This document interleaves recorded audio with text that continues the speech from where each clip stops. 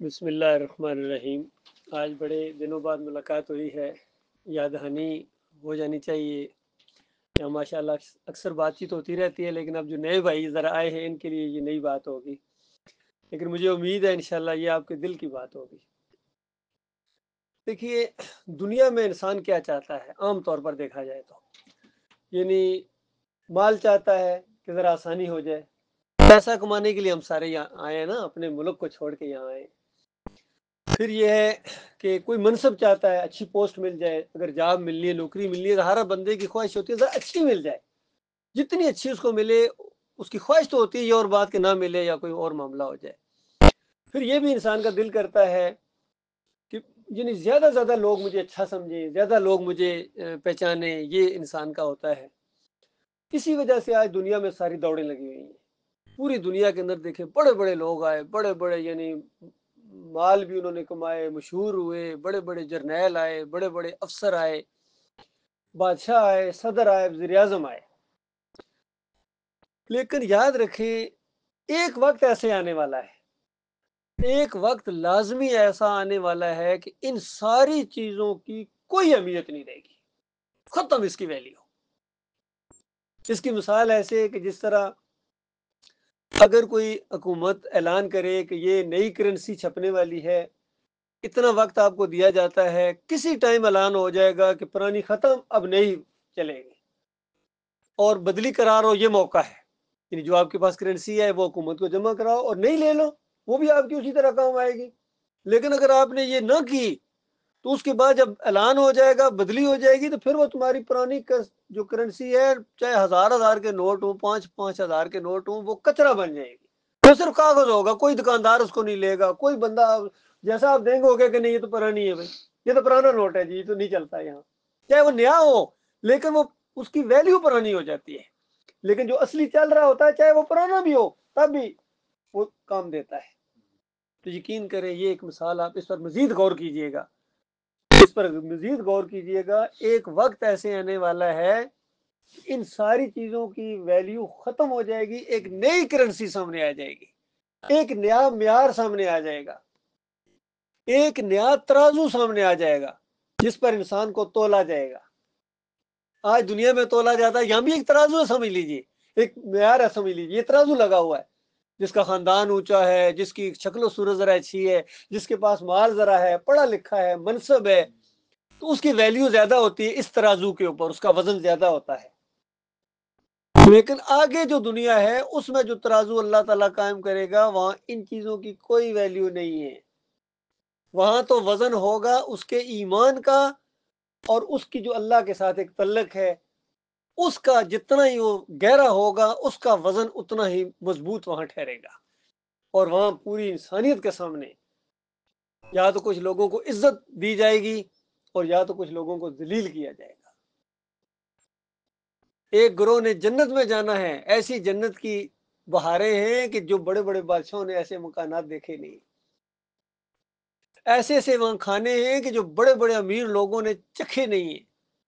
پوری دنیا کے کوک کہتے ہیں فلاں بڑا اچھا کھانا بناتا ہے جی، پوری دنیا کے اچھا بنانے والے کوک کورسز کیے ہوئے اس کھانے کو بنا نہیں سکتے ہیں جو جنت میں اللہ تعالیٰ نے بنا کے رکھا ہوا ہے۔ وہ کپڑے کوئی درزی سی نہیں سکتا ہے جو اللہ تعالیٰ نے جنت میں تیار کر کے رکھے ہوئے۔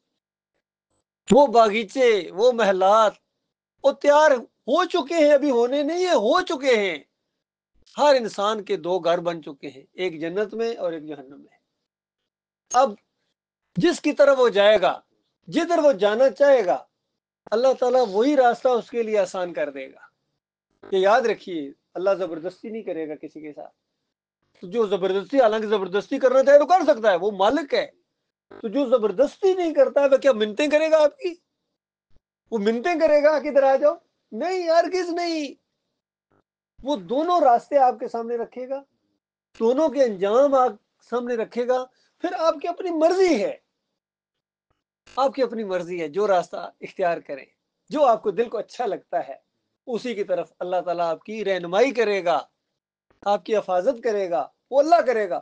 اگر آپ برے راستے کی طرف چل پڑیں، یہاں اس ملک کے اندر بھی کتنے موقع موجود ہیں، اگر آپ برے راستے کی طرف چل پڑیں، زبردستی کوئی نہیں روکے گا آپ کو، انسانوں کو تو پتہ بھی نہیں چلے گا، آپ کہیں گے میرے لیے راستے کھلتے جا رہے ہیں، بڑا موقع ملا ہے. وہ موقع نہیں ملا، آزمائش ہے کہ آپ کی آزمائش ہو رہی ہے. دو راستے ہمیشہ سامنے آئے ہیں، اور اللہ کی طرف سے جو انبیاء آتے رہے ہیں، کتابیں نازل ہوتی رہی ہیں، ان کے اندر یہ راستہ بتایا گیا کہ دیکھو آج موقع ہے، اپنے رب کو مان لو. اس نے صرف آپ سے اتنا مطالبہ کیا ہے، اور کوئی مطالبہ نہیں ہے. یقین کرے وہ اتنی طاقت والا رب ہے، اتنے عظیم ہستی ہے، وہ ہم سے کیا چاہے گا؟ ہم اس کو ہماری ضرورت نہیں تھی جو اس نے پیدا کیا. یاد رکھیے، اگر ہم نہ بھی ہوتے تو وہ اسی طرح تھا. وہ ہمیشہ سے ہے، وہ ہمیشہ رہے گا. ہر چیز پوری کائنات کی اس کی تعریفیں بیان کر رہی ہے. وہ خود اپنی تعریفوں میں لگا ہوا اندازہ لگائی. ایسی ہستی ہے کہ وہ خود اپنی تعریف کرتا ہے، اور اصلی اس کی جو تعریف ہے نا، یقین کریں، وہ ہے جو خود اس نے اپنی کی ہے. وہ اس کی اصلی تعریف ہے. باقی انبیاء نے کی ہے، فرشتوں نے کی ہے، ہم لوگ بھی کرتے ہیں، لیکن وہ جو اس کی اصلی تعریف ہے نا، وہ ہے جو خود اس نے اپنی کی ہے. ہم اتنی تعریف کر ہی نہیں سکتے جتنی اس کی اصلی تعریف ہے. تو یہ تو اس کا احسان ہوا ہے کہ اس نے ہمیں پیدا کیا ہے. یہ اس کا احسان ہوا ہے، ہمیں نوازنے کے لیے پیدا کیا. یقین کریں، ہمیں سزا دینے کے لیے نہیں پیدا کیا ہے کہ چلو کچھ ایسی مخلوق بناتے جس کو بعد میں سزا دیں گے، ماریں گے اس کو. اللہ ایسا نہیں ہے، وہ اللہ ہے. اس نے نوازنے کے لیے ہمیں بنایا. یقین کریں. اور پھر طریقہ اس نے ایسا رکھا ہے کہ دیکھو میں پیچھے غیب میں ہوں گا، لیکن تمہارا امتحان ہے کہ میں دیکھ رہا ہوں تمہیں، سب کچھ تمہارے اوپر میری بڑی گہری نظر ہے. بات صرف یقین کی ہے. کسی کو یقین آ گیا اور کسی کو یقین نہیں آیا. اور دنیا میں ہم تجربہ کرتے ہیں، دنیا میں اللہ نے یہی تجربے کرائے ہیں. جہاں کیمرہ لگا ہوا وہاں کیسے کام آپ کرتے ہیں، اور جہاں کیمرہ نہ لگا ہوا وہاں کیسے کام کرتے ہیں. اور کیمرے سے بھی اوپر اگر وہ اونر یا بڑا سپروائزر سامنے آ جائے تو پھر کام کرنے کا انداز کیسا ہوتا ہے بتائیے. یہ بات یقین کی، جس کو یقین آ گیا کہ اللہ کا کیمرہ کیا، اللہ خود دیکھ رہا ہے آپ کو، اور پھر کیمرے بھی لگوائے اس نے. فرشتوں ہمارے ہر لفظ ریکارڈ ہو رہا ہے. ہر لفظ جو ہم بولتے، چاہے اچھا چاہے برا. جس طرح ٹیپ ریکارڈر یا فون جو مرضی بولو وہ ریکارڈ کرتا ہے، وہ آگے سے نہیں کہتا کیا بول دی ہے نا، وہ ریکارڈ کرنا اس کا کام ہے. فرشتوں کا کام ہے لکھنا. اب آپ کی مرضی ہے، چاہے اچھا لکھواؤ چاہے برا لکھواؤ. تو انبیاء نے یہ بات بتائی کہ دیکھو کل قیامت کے بعد ایک زندگی ہے. یقین کرو حقیقی زندگی ہے. بالکل اسی طرح جس طرح میں بات کر رہا ہوں اور آپ سن رہے ہیں، اسی طرح وہاں ہوگا. انسان ہوں گے، ہم خود دوبارہ پیدا کیے جائیں گے. مرنے کے بعد اٹھنا ہے قیامت کے دن، زندہ کیے جاؤ گے. اس لیے آج یہ نا دیکھو، بس یہ سارے لگے ہوئے، سارے لگے تو سارے جہنم میں جا رہے، تم بھی دوڑ کے چھلانگ لگا دو گے. یہ کیا آپ کا عقل یہ کہہ رہا ہے کہ بھائی سارے جو گندگی کھا رہے ہیں جی، ہم کیا کریں جی؟ بھائی کھا رہے ہیں تو یا تو منع کرو یا پیچھے ہٹ جاؤ، خود تو نہ کھاؤ نا. اتنی سی بات ہے.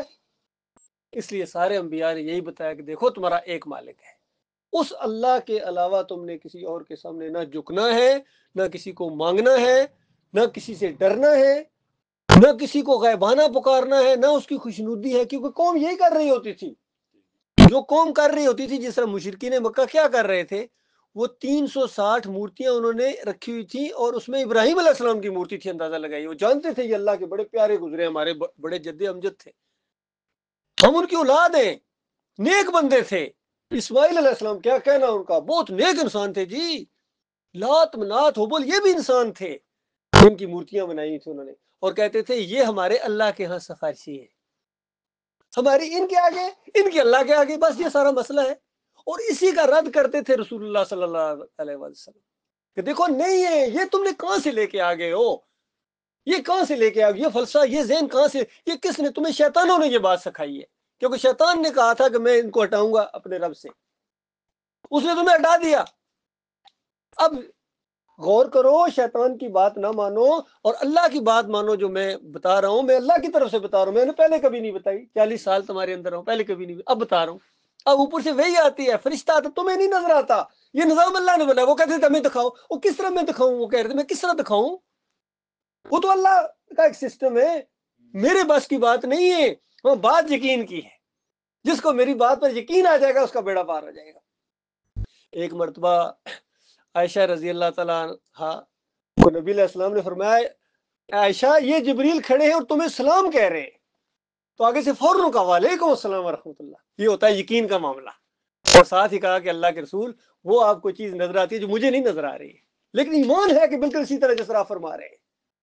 اسی طرح خدیجہ رضی اللہ عنہ کی کہا نبی علیہ السلام نے، خدیجہ یہ فرشتہ آیا ہے تمہیں سلام کر رہا ہے اور تمہیں جنت میں ایک گھر کی، ایسا خوبصورت گھر کی بشارت دے رہا ہے جس میں کوئی شور و شغب نہیں، کوئی پریشانی نہیں، کوئی ہر طرح سکون ہی سکون، ایسے جنت کی تمہیں خوشخبری دینے آیا ہے. تو بتائیے یہ خوشخبری کیوں دی گئی تھی؟ انہوں نے نبی علیہ السلام کا ساتھ دیا تھا، لوگوں نے مخالفتیں کی، انہوں نے ساتھ دیا. اور اتنی نبی علیہ السلام بعد میں ان کی تعریف کرتے تھے، حالانکہ بڑی عمر کی تھی. اور عائشہ رضی اللہ تعالیٰ ایک دفعہ بول پڑے، اور اس طرح خواتین کا ایک مزاج ہوتا ہے کہ آپ بس انہی کی اتنی تعریف کرتے رہتے ہیں، اتنی تعریف کرتے رہتے ہیں، حالانکہ وہ ذرا بڑی عمر کی بھی تھی. ان کے بعد اللہ نے آپ کو کنواری بھی اور اس طرح بھی شادیاں دی ہیں، آپ ان کی اتنی زیادہ تعریف کرتے رہتے ہیں. تو ان کا ہاں عائشہ بالکل اسی وجہ سے کرتا ہوں کہ جب لوگوں نے مجھے کہا تم جھوٹے ہو، اور خدیجہ نے کہا سچے ہو. جب لوگوں نے مجھے مخالفتیں کی اس نے میرا ساتھ دیا.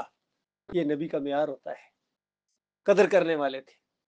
اس سے نتیجہ کیا نکلا؟ اب ہمارے لیے وہ تو درجات پا گئے، وہ تو جنت لے گئے، اونچے درجے بھی لے گئے. مسئلہ یہ ہے کہ ہمیں کیا کرنا ہے؟ اگر ہمیں درجے نہ ملے تو ان کو تو درجے مل گئے، ہمیں کیا فائدہ بتائیے؟ ہمیں تو فائدہ تب ہے کہ ہمیں بھی درجے ملے، ہم انہی کے راستے پر چلیں، انہی کے ساتھ کل ملاقاتیں ہوں، انبیاء کے ساتھ، شہداء کے ساتھ، صالحین کے ساتھ، نیک لوگوں کے ساتھ اٹھنا بیٹھنا. اور سب سے بڑی بات ہمارا رب ہمیں بتاتا ہے کہ کل تم میرے پاس آؤ گے، میرا دیدار کرو گے، میں تم سے براہ راست بات کروں گا، بیچ میں کوئی اور نہیں ہوگا. بتاؤ یہ کچھ ہوگا؟ صرف اس کی ایک قیمت ہے، آج تم نے شرک سے توبہ کرنی ہے، شرک سے اللہ سے معافی مانگنی ہے. جو پہلے کرتا میں بھی معافی مانگتا ہوں، میں بھی کرتا رہا ہوں. یقین کریں میں یہ سب کرتا رہا ہوں، درباروں پر جانا، وہاں جا کے خاک اپنے اوپر ملنا، تھوڑی خاک چاٹ لینا اور نیازیں کرنا، پھر پکارنا، غائب ہونا. بابا جی کو پکار رہے تھے، بابا جی مرے، ہڈیوں کو ہم پکار رہے تھے. اندازہ لگائیے، نہیں سمجھ تھی. انہی استادوں نے، انہی مولویوں نے، انہی گھر والوں نے، یہ ایک ایسا ماحول تھا، اس کے اندر میں بھی تھا. لیکن اللہ کا احسان دیکھیے، اس وقت موت نہیں آئی، مالک نے موقع دیا. یہ بات سامنے آئی قرآن کی، جب اسی طرح جس طرح میں آپ کے سامنے کروں، مجھے بھی کسی نے اسی طریقے سے بتایا تھا، اور یہ بات میرے دل کو جا کے لگی کہ ہمارا اپنا رب ہے، ہم اپنے رب کو چھوڑ کر دوسروں کو پکار رہے ہیں، اور ہمارا رب منع کر رہا ہے. ہمارا رب کہتا ہے نہیں سنتے، ہم کہتے ہیں سنتے ہیں. مالک کہتا ہے نہیں سنتے ہیں. زور دے کے قرآن کو الحمدللہ سے لے کر والناس تک، جن جن کو اللہ کے علاوہ پکارتے ہو، کہیں فرمایا یہ مردے ہیں، کیونکہ ابراہیم علیہ السلام کو پکارتے تھے، لات منات و بل کو پکار، یہ مر چکے ہیں، یہ جنتوں میں چلے گئے، تمہاری پکارے نہیں سنتے ہیں. کبھی کہا عباد امثالکم، وہ تمہاری طرح بندے تھے، انسان تھے، اللہ نہیں تھے. کیوں ان کو پکارتے ہو، پوچھتے ہو؟ بتاؤ تم بھی تو انسان ہو نا. تم نہیں سمجھتے انسان کیا ہوتا ہے؟ دیوار کے پلے تمہیں نہیں پتا کیا ہے؟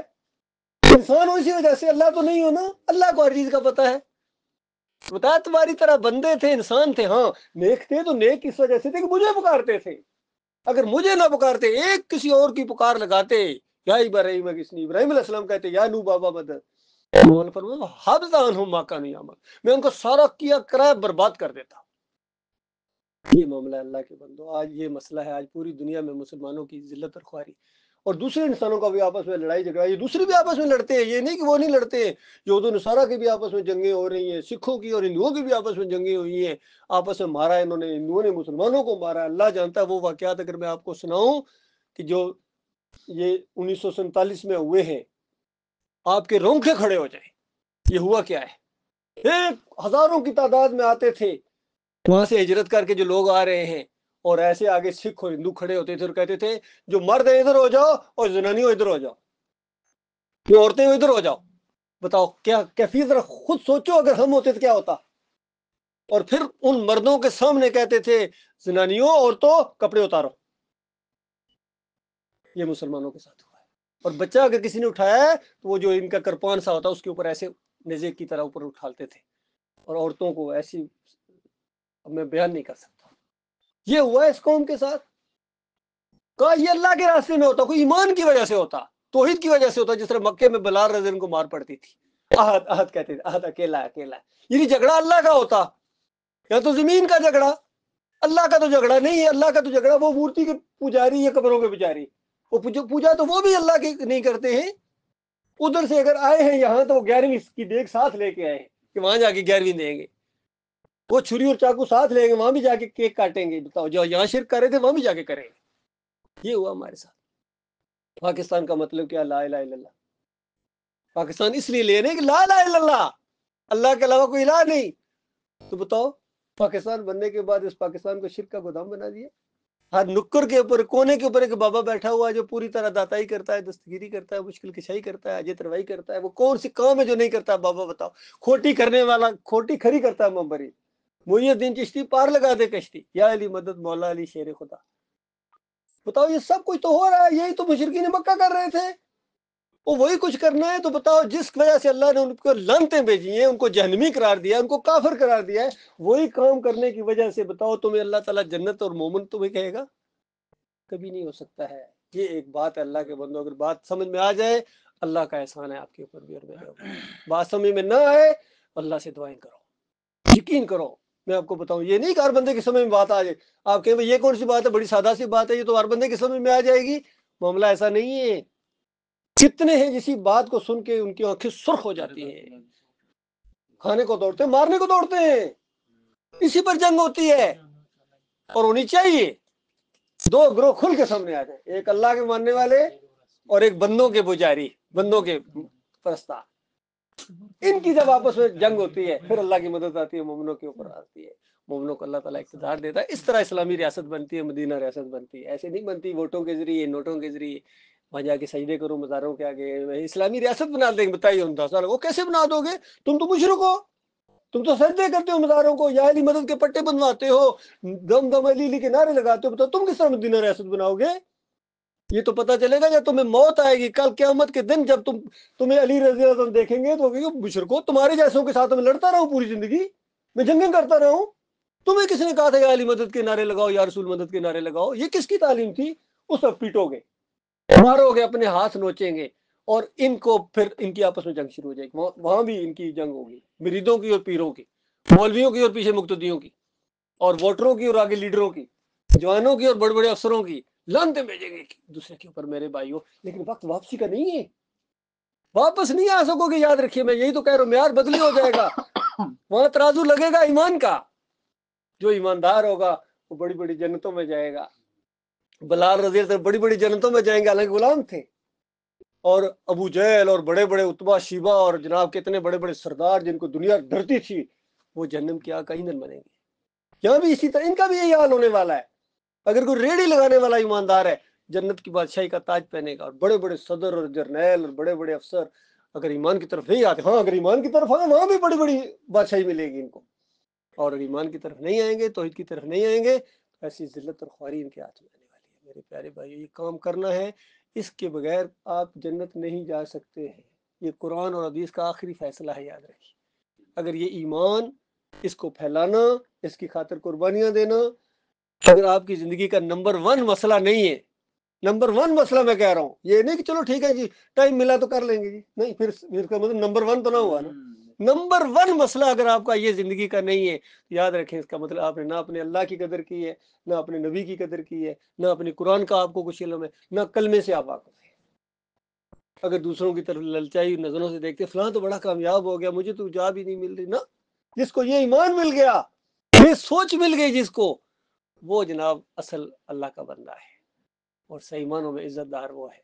اور یہ بات اگر کسی کے ذہن میں نہیں ہے، یہ کام وہ نہیں کر رہا ہے، تو جو مرضی ہے اللہ کی نگاہ میں کچرا ہے۔ وقول قولی ھذا استغفر اللہ لی ولکم۔